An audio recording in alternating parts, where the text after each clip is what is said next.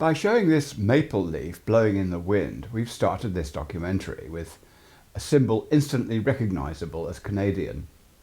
But at the period we're focusing on, this appealing simplicity of the image had yet to be approved as Canada's national flag.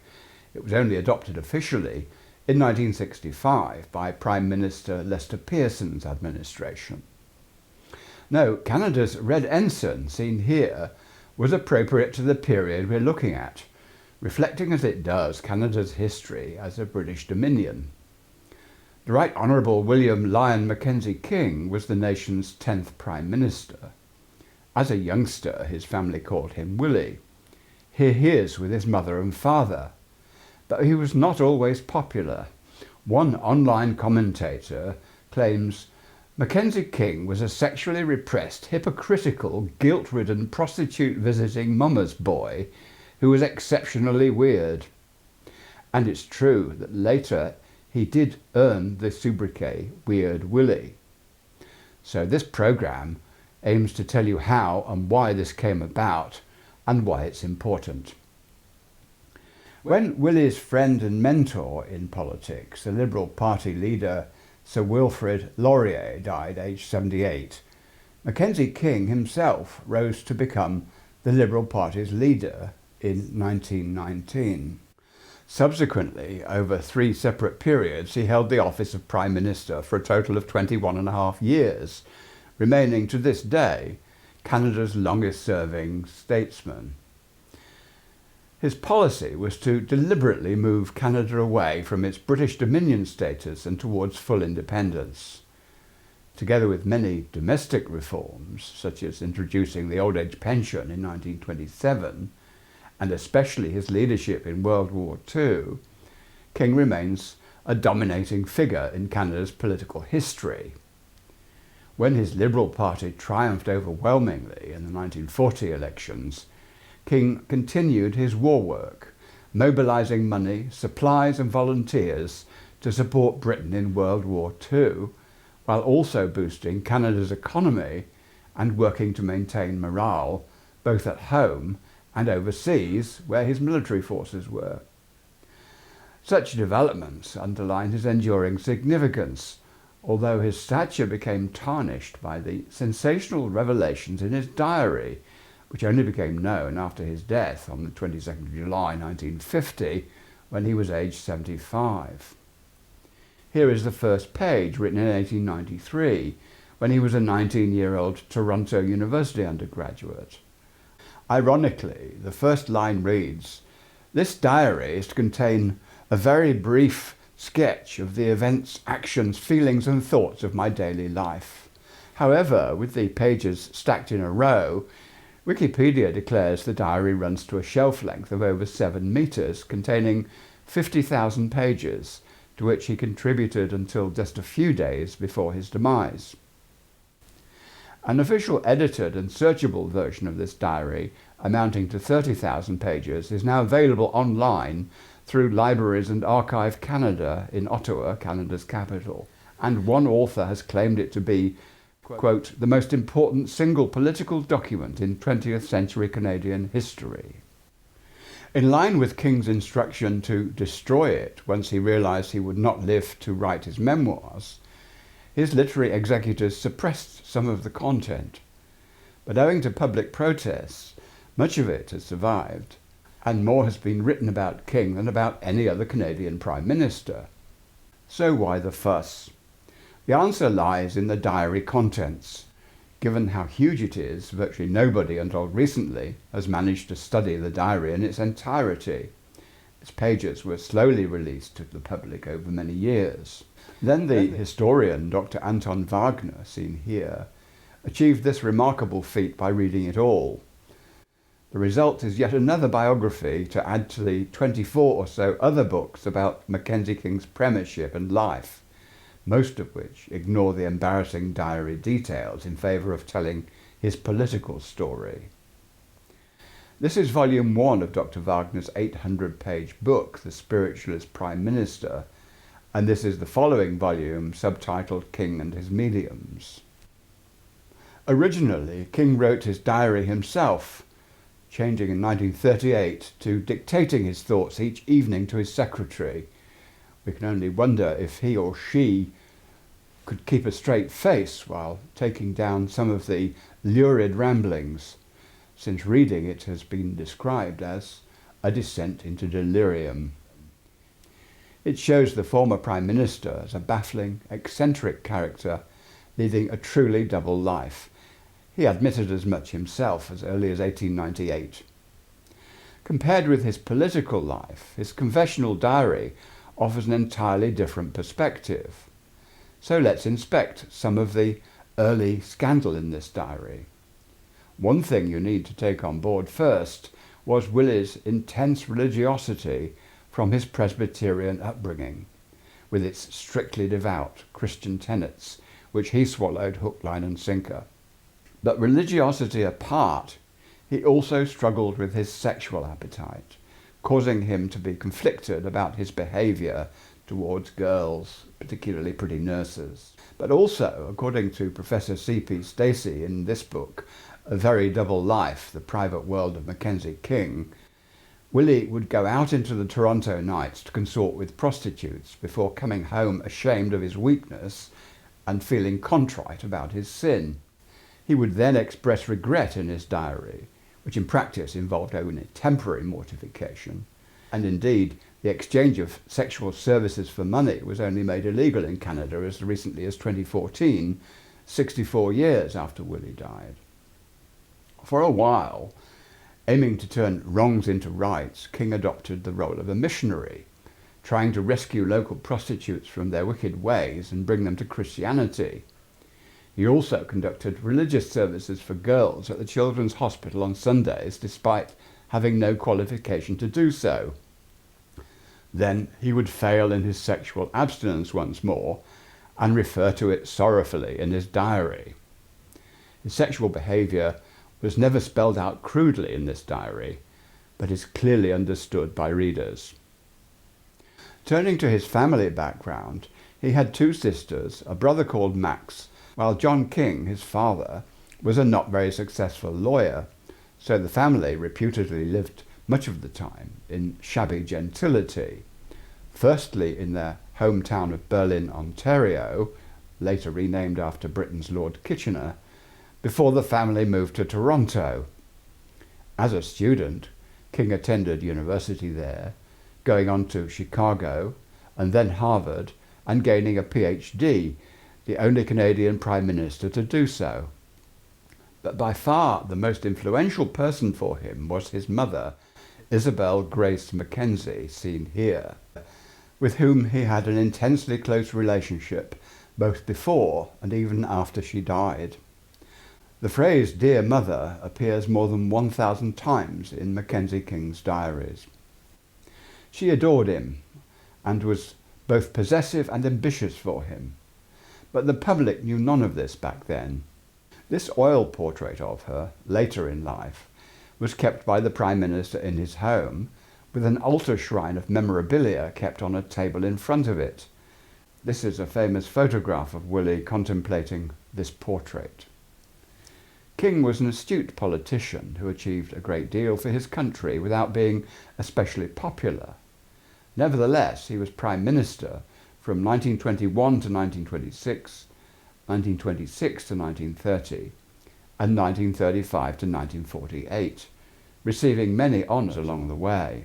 An intelligent workaholic, he understood Canada's complexities owing to its sheer geographical size and the contrast between its cities and its huge prairies, and with its English and French-speaking provinces having different political preferences. The other great family influence on him was his deceased maternal grandfather, William Lyon Mackenzie, seen here, after whom he was named. A notorious leader in the Upper Canada Rebellion of 1837. For those not familiar with Canadian history, this simple map shows where Upper Canada was located. The rebellion was an attempt by local citizenry to gain independence from Britain in order to form an independent republic. After this endeavour failed, Willie's grandpa fled to the safety of the United States until 1849, when finally he was allowed to return. And if you think about it, as Prime Minister, Willie Mackenzie King achieved for his country the very autonomy from Britain that his grandfather failed to accomplish. But now let's look at his diary. It reflects a strong religious streak in which he assumes that he and God are working on a mission side by side. And his diary is shot through with evidence of magical thinking, romantic ideas, and his fascination with occult subjects. The question is, did these beliefs impinge on his political actions? For example, Willie obtained from London a crystal ball for his Ottawa home, Laurier House. It's only referred to once in his diary, when he recorded a vision involving sheep and a kneeling angel. He wrote, "What I had seen meant to me to follow Christ and for me to lead the people of Canada like a good shepherd. And fulfilling God's wishes, he hoped, would also lead to his becoming a great political leader." By the way, his home Laurier House in Ottawa, seen here, was bequeathed to King by the widow of Sir Wilfrid Laurier, the former Prime Minister, following her death in 1921. His wealthy political supporters refurbished it for him and provided King with a personal fund of $225,000 for its upkeep. And this man had other good financial luck, including an admirer, a very wealthy English widow, Mrs. Violet Markham, seeing him as poor but having promise. So she provided him with 3 years of financial assistance to assure his security, and occasionally she sent him other monies. So let's look at his strange tendencies. For example, King was an avid reader of tea leaves. It's called tasseography. Nowadays, in the West at least, most folk use tea bags, so there are no loose tea leaves left lying in empty cups. But this was not always the case. Loose leaves would escape the teapot, and once a cup was empty, the pattern of the leaves remaining could be interpreted with a particular meaning or pointing to events in the future. There are even charts available to aid interpretation. Personally, I don't believe a word of it, but Mackenzie King did. Another enthusiasm involved what psychologists call apophenia, with its signs and portents. Here's an example from his diary of the symbols King found in his morning mug of shaving cream.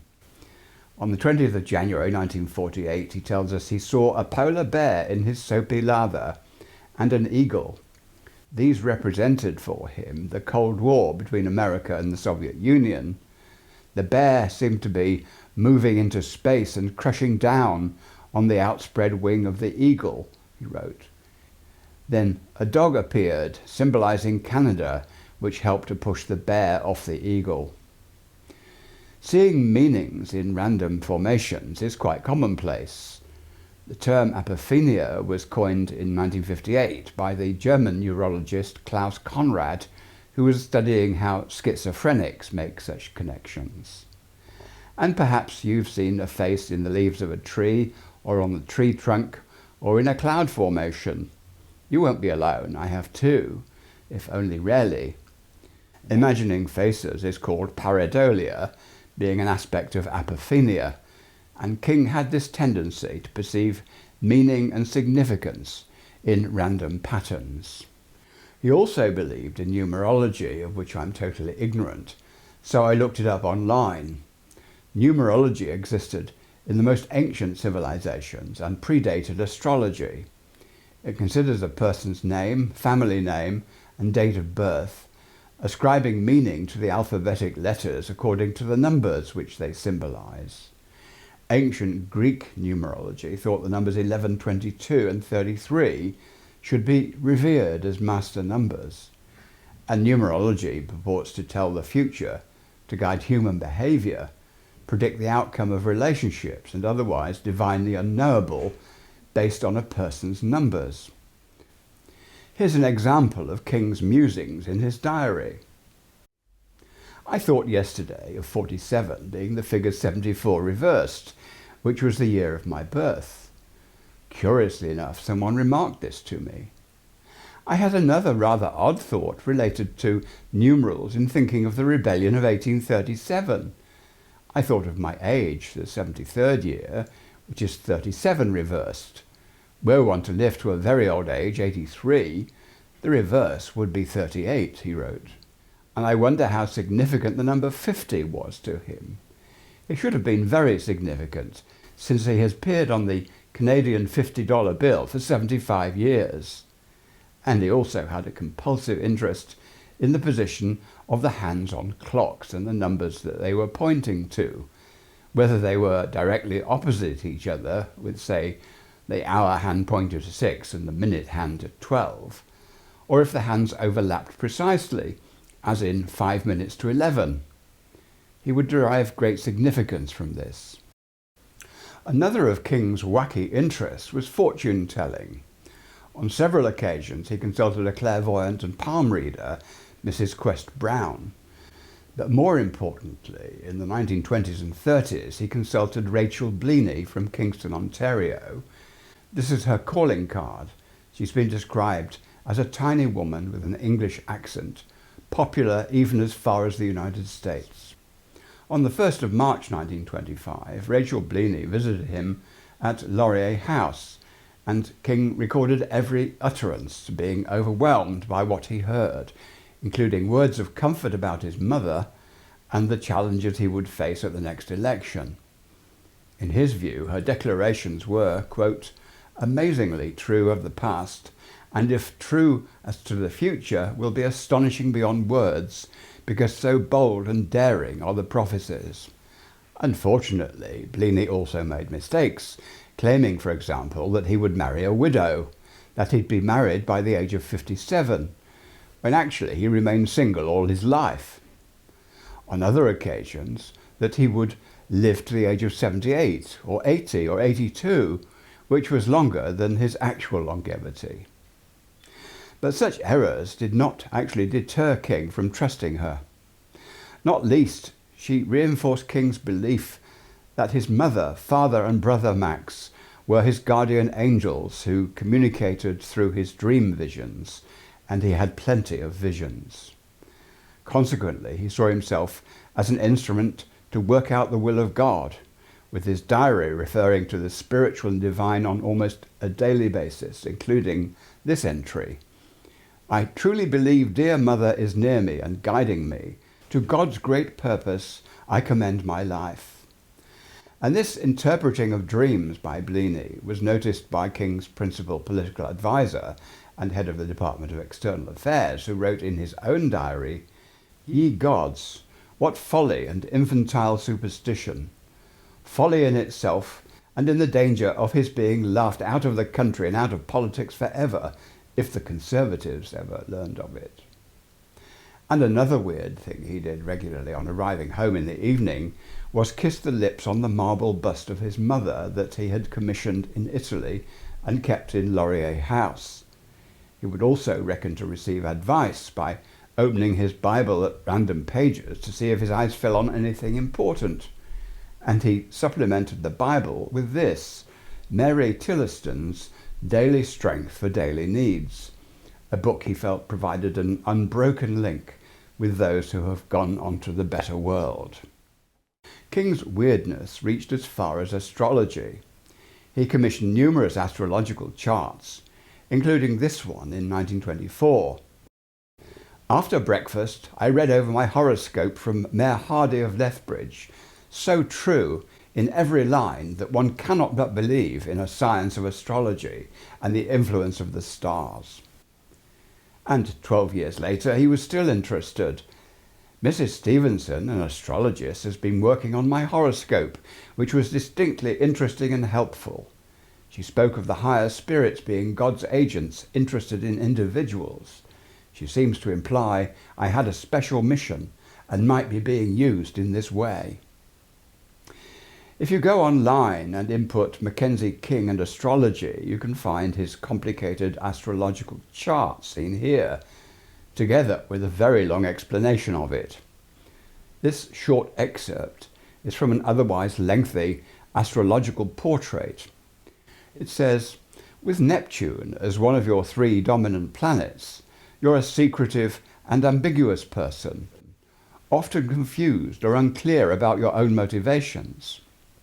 Indeed, you are endowed with unlimited imagination and inspiration.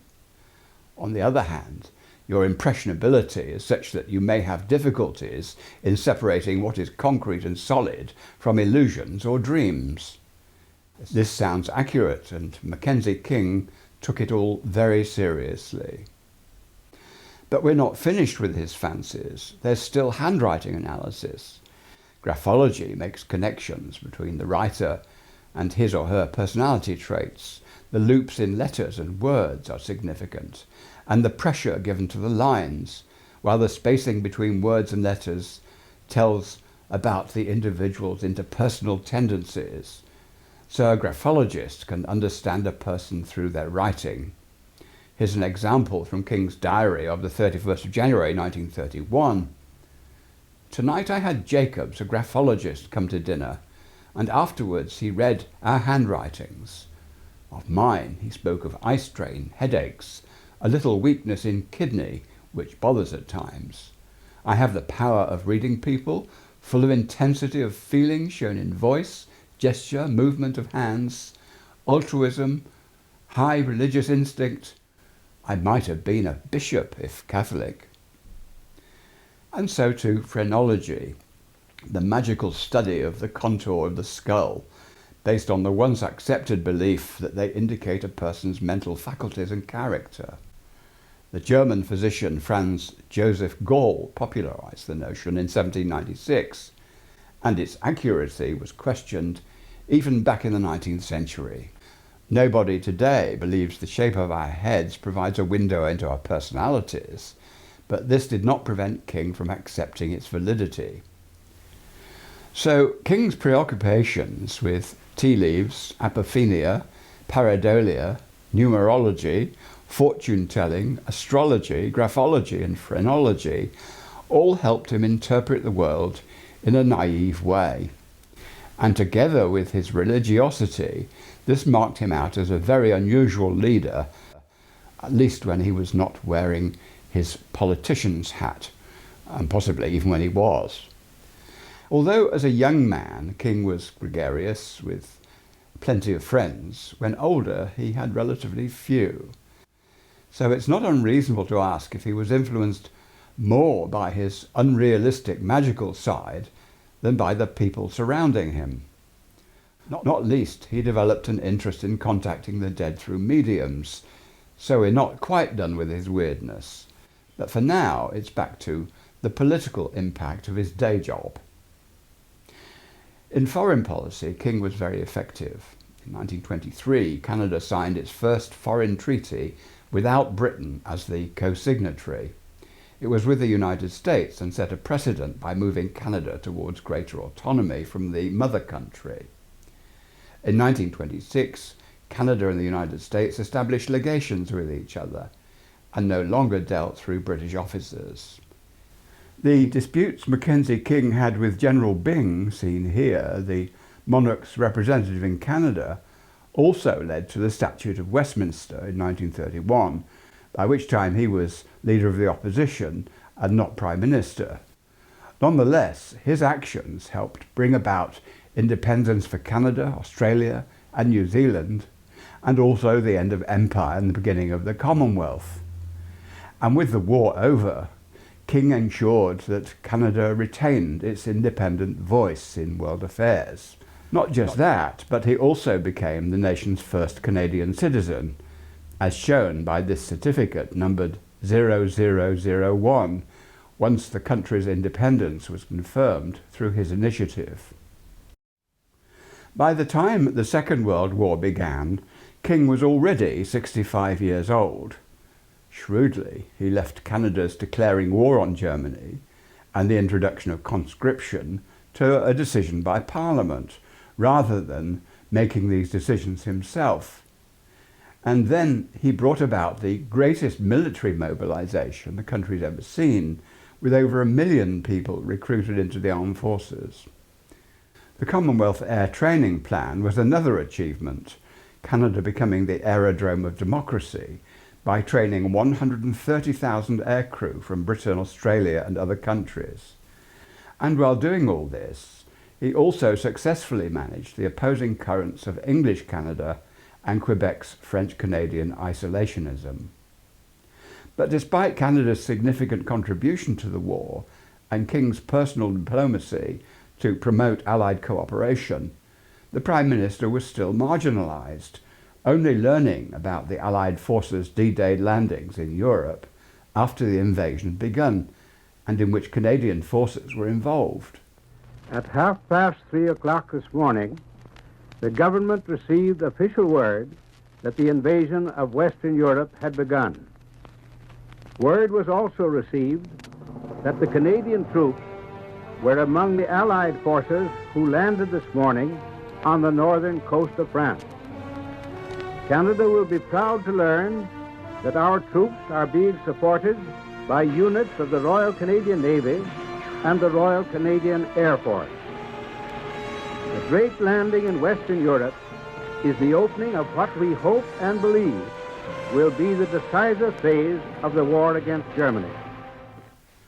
One problem for this Prime Minister was his lack of personal charisma. Roosevelt and Churchill both had it, even France's Charles de Gaulle. Nonetheless, it was King who survived them all politically, being the only one not to be pushed out of office after the war. So, with the conflict won, let's return for a while to his friends, some of whom shared his weird interests. The principal ones were married women, who became increasingly important to him following the death of his closest and lifelong friend, Bert Harper. In 1901, Bert and King attended St Andrew's Presbyterian Church in Ottawa and struck up a friendship with the vicar and his wife. King did not really take to Reverend Herridge, but he did like his wife Marjorie, who was 16 years his senior. A charming woman, we're told, but she had a tendency to laugh too much.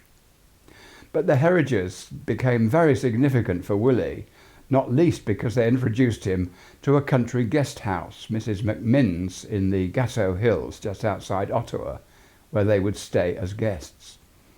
In 1901, King paid $200 for a building plot there by the lake, and over the years he made additional purchases, including a farm, so his Kingsmere estate grew to around 500 acres. The Herridges bought land there too, built a house, and this was also later acquired by King. In his diary, he states that some of this land was bought simply to save his property from being, quote, imperiled by the presence of undesirable neighbours, Jews of low order and others. And over the years, Kingsmere played a big role both in his public and his private life when he invited all manner of people to go and visit and stay. Over time, the friendship between Willie and Marjorie Herridge became more intense, with gossip and speculation that they'd actually had an affair. At one point, King wrote in his diary, "I have reason to love her as I never had reason before. I tremble at moments when I think of what our lives are to each other." But regardless of whether or not this mutual attraction had a sexual component, it certainly had deep meaning for both of them. One summer, King tore several pages out of his diary, thus clouding the details of their intimacy. They would spend hours reading to each other, and given their age difference, Marjorie might have been rather like a mother substitute, until, that is, 1914, when King's view of Mrs Herridge cooled. This was described in his diary as a gradual unhappy estrangement, since he now increasingly found her to be a selfish person. In the period from 1930 to 1935, when he was in opposition in Parliament, King had more time to himself, and one of his enthusiasms was the construction at Kingsmere of a set of new ruins built with discarded old stones from demolished Ottawa buildings, and even stones taken from the Mother of Parliaments in London. But for King, this was more than just a folly. He saw the ruins as sacred ground. Such a sacred spot, he wrote, the most sacred to me in all the grounds. It is there I have communed more closely with God than anywhere else. Nowadays, Kingsmere is a park you can visit, donated to the nation in his will, and his ruins have become a tourist attraction. 4 years were to pass after the Marjorie relationship cooled, while King searched unsuccessfully for a wife to bring stability, respectability into his life and to enhance his political credibility. Then in 1918 he invited his new next-door neighbours to dinner in this prestigious Ottawa apartment block where he lived, the Roxborough, in order to celebrate the completion of his book entitled Industry and Humanity. These neighbours were Godfroy and Joan Patterson, who became his best and most loyal friends for the next 30 years. Joan's husband seemed not to object to the platonic intimacy that followed, and he remained King's friend, if not so close as his wife was, and who, by the way, was 5 years his elder. By 1920, King's diary declares, "Spent evening with Mrs. Patterson. Stayed and talked till after 1:30. I'm very fond of her, but realise it is not in the interests of my work, and perhaps it's better to see less of each other." But instead of that, they grew closer, as indicated by this entry. "It seems so hard to overcome oneself. These storms of passion rock the mind and must cease. We both have strength enough to see that."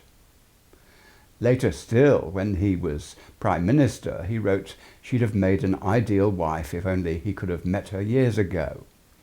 "Her tender, loving nature is what mine needs and craves.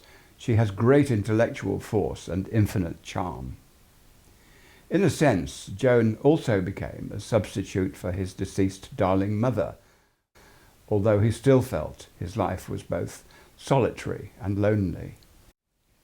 He gave Joan occasional gifts, and over the years she became effectively a stand-in wife, arranging dinners and hosting social occasions for important people. The Pattersons' home became almost a second home to him, and they were welcome at his Kingsmere estate. One important development was the Pattersons' gift to him in 1924 of a dog called Pat, which became his special friend for 17 years. On one occasion, he told his diary, "After kneeling in prayer before Mother's portrait, little Pat came and licked my feet, being almost human. I sometimes think he's a comforter dear Mother has sent to me, filled with her spirit of patience, tenderness and love." And when the dog's demise finally came, he replaced Pat twice over, calling them Pat 1, Pat 2 and Pat 3, and he expressed a wish to be reunited with them in due course. "We shall all be together in the beyond," he wrote. "Of that I'm perfectly sure." Now, let me mention what his diary calls the little table, which became important once a friend had introduced him to table rapping, a pastime he indulged in with Joan. They would sit together at the little table, asking it questions and getting raps in return, 1 for yes, 2 for no, that sort of thing, and using the alphabet to explore beyond the veil, with its revelations regularly written up in his diary. Joan really was his truest friend, with a spiritual interest like his own, and she remained close to him until his very end. Now, although I've already outlined a variety of King's magical interests, there's an aspect I've kept to the end, his fascination with mediumship, which I regard as far superior to the obsession he has with other weirdness, especially given the high quality of the mediums he managed to sit with. As reported earlier, King instructed that his diary be destroyed after his death, but this did not happen. In 1977, his literary executors did burn the notebooks that he'd written up separately from his diary, which contained the detailed responses he received over an extended period from spirits on the other side, while any remaining records that were not disposed of were only released by the executors in 2001, half a century after his death. So a good deal of the evidence was lost.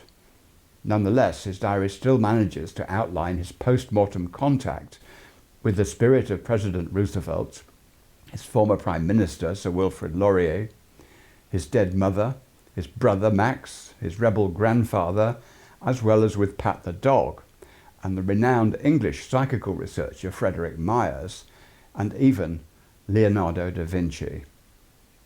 His interest in mediumship started in February 1932, when he was invited to his first ever séance with the direct voice medium Etta Wright from Detroit. At this, he spoke with his father, mother, and sister Isabel, their voices simply materializing out of thin air and not through the medium's own voice box. He was so thrilled with this that he arranged for Etta to return for further seances 2 days later, and thus began a friendship lasting until Etta's death 10 years later.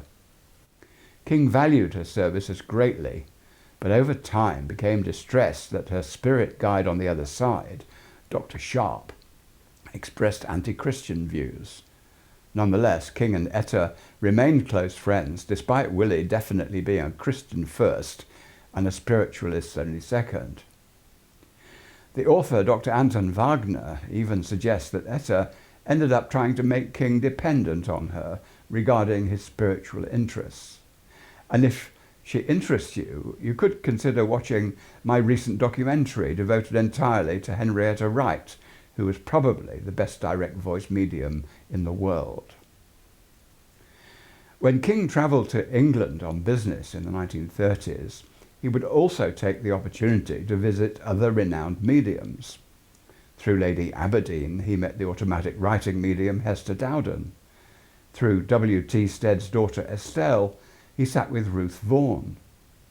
Other sittings were arranged through Miss Mercy Phillimore, Secretary of the London Spiritual Alliance, and included Gladys Osborne Leonard, Mrs. Florence Jane Sharplin, Mrs. Helen Hughes from Glasgow, and Miss Geraldine Cummins. Miss Phillimore said Mr. King did accept the spirit hypothesis and had the courage to say so, but never ceased to be critical in appraising evidence. He was a highly intelligent man with shrewd judgment, she said, and to say he consulted mediums for advice in statecraft is preposterous. The medium Helen Hughes said, "It was as if he had his mother living over here in Britain. He would look her up as any son would do. He didn't want advice about public affairs. He wanted to talk about family matters." And Miss Phillimore also put him in touch with lesser-known mediums, as this invoice from the LSA shows. Personally, I've never before heard of Mrs. Livingston, Mrs. Pamela Nash, or Miss Naomi Bacon, so I can't comment on them. But King noted in his diary how impressed he was by Mrs. Ruth Vaughan. He believed that failing to realise that this is a spiritual rather than a material universe is to miss the nature of reality altogether. It's been reported that during the war, Mackenzie King stopped indulging in mediumistic obsession to concentrate on the war effort. But the author, Dr. Wagner, asserts this was not so. His book reviews King's contact with 3 wartime mediums, Jessie Coombe, Albert Elliot Jacks, and Ellen Elliot, who, for the most part, communicated with him through letter writing and who could be briefly summarised as unsuccessful in their attempts to capture his sympathy. In any case, the war over, visiting his London mediums resumed.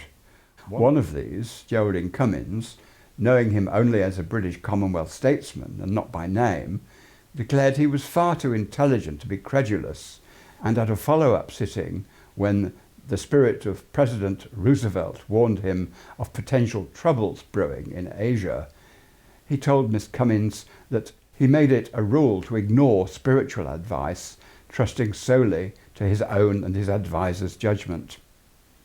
In a sense, the remark I made earlier, saying, "With the war over, let's turn to his friends," well, that's not really done justice to the important work that involved the Prime Minister in so much effort in the run-up to it and during the war. So let's take a look. Firstly, in the build-up to the conflict in 1937, King visited Berlin to meet Hitler. With the benefit of hindsight, it was crazy for him to think he could possibly persuade the Führer to maintain the peace. But King saw him as a mystical character, in his own mould, and his magical thinking presumed that Hitler wasn't really such a bad guy and did not really want war. In his diary he wrote, "He is really one who truly loves his fellow men and his country and would make any sacrifice for their good." And he speculated that Hitler would rank someday alongside Joan of Arc among the deliverers of his people. Indeed, messages coming from the spirit world through many different mediums at this time were consistently and repeatedly predicting there would be no war. This was profoundly erroneous, but as a man of peace, King wanted to believe this. Secondly, there was the manufacture of the atom bomb dropped on Hiroshima. Developing it was a joint effort by the United States, Great Britain and Canada. Mackenzie King became deeply involved in promoting cooperation between the parties through Canada's highly secret 1943 Quebec military conference. This diplomacy demonstrated how astute he was in the real world, regardless of his magical tendencies. And remember, the bomb would not have happened without Canada's production of both the uranium for the bomb and also the heavy water for this project. The Canadian government also welcomed British atomic research to relocate to Montreal for safety. Then there was the Soviet Union's espionage ring, trying to penetrate the Allies' atomic secrets. It became known through the defection to Canada from the Soviet embassy in Ottawa of a cipher clerk, Igor Guzenko, who was also a lieutenant in the Soviet Intelligence Directorate. He deserted on September the 5th, 1945, just 3 days after the war ended, bringing with him 109 documents on the USSR's spying activities in the West. This information led to 21 arrests, 11 convictions, and a headache for the Prime Minister, who, despite everything, saw this episode as evidence of spiritual forces beyond our understanding, guiding events in ways we did not know. As you already know, his forlorn hope that the world might be saved by adopting a more spiritual outlook has yet to be achieved. One question that regularly arises when Canadians discuss their nation's leadership is the question, who was the greatest Prime Minister? With almost 22 years in office, many say William Lyon Mackenzie King. And Wikipedia has a chart covering all 23 Prime Ministers, of whom 5 stand out as leaders. An online discussion forum also offers those interested in this question the chance to add their own views. The 5 leading candidates are Mackenzie King for founding the welfare state and his leadership during World War II and promoting the country's independence from Britain. Sir John Macdonald for creating Canada as we know it today by extending the nation's borders as far as the Pacific Ocean. Sir Wilfrid Laurier, the first French-Canadian Prime Minister, for crafting compromises between the French and English-speaking communities. Lester Pearson for adopting the maple leaf national flag, keeping Canada out of the Vietnam War, establishing Medicare and abolishing capital punishment. And there's Pierre Trudeau for enshrining Canada's Charter of Rights and Freedoms and also establishing bilingualism in the nation's cultural life. Of these, William Lyon Mackenzie King mostly comes out on top, according to the survey you look at. But that said, Willie's legacy is not beyond criticism. He's disliked for his anti-Semitism and prejudices towards indigenous peoples and Asian immigrants, and he's criticised for the laws that suppressed them. In his diaries, he described Jews as, quote, a crafty, unsympathetic race, and he believed they were conspiring to take over the world. And in June 1939, Canada refused entry to this ship, the MS St. Louis, carrying 900 desperate Jewish refugees escaping from Europe. It had to return to Europe. But the decision was supported by King. In 2018, Canada's Prime Minister, Justin Trudeau, apologised for his country's role in turning this ship away. A bit late, you might think. If you prefer such criticisms expressed in poetry, then there's this cutting assessment from F.R. Scott, a Canadian lawyer, poet, intellectual, constitutional scholar and a political figure. It goes like this. How shall we speak of Canada, Mackenzie King dead? The mother's boy in the lonely room with his dog, his medium and his ruins. He blunted us. We had no shape because he never took sides, and no sides because he never allowed them to take shape. He skillfully avoided what was wrong without saying what was right, and never let his on the one hand know what his on the other hand was doing. The height of his ambition was to pile a parliamentary committee on a royal commission to let Parliament decide later. Postpone, postpone, abstain. Only one thread was certain. After World War I, business as usual. After World War II, orderly decontrol. Always he led us back to where we were before. He seemed to be in the centre because we had no centre, no vision to pierce the smokescreen of his politics. Truly, he will be remembered wherever men honour ingenuity, ambiguity, inactivity, and political longevity. Let us raise a temple to the cult of mediocrity, do nothing by halves, which can be done by quarters. What is notable about this vitriol is that there's not even a single direct reference to his diaries. Otherwise, the picture painted might have been even blacker than Scott made it.